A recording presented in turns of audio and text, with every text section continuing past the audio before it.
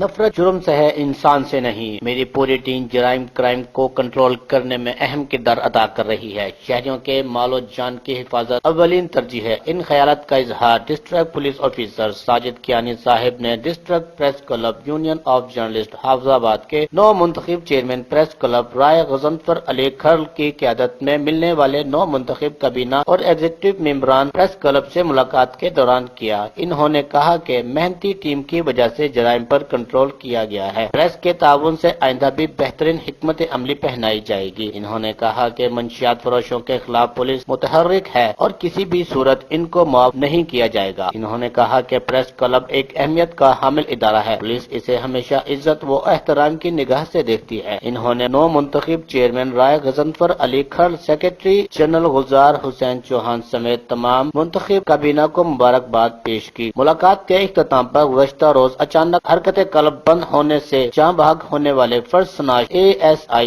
محمد منشا کے لیے دعائے مغفرت بھی کروائی گئی۔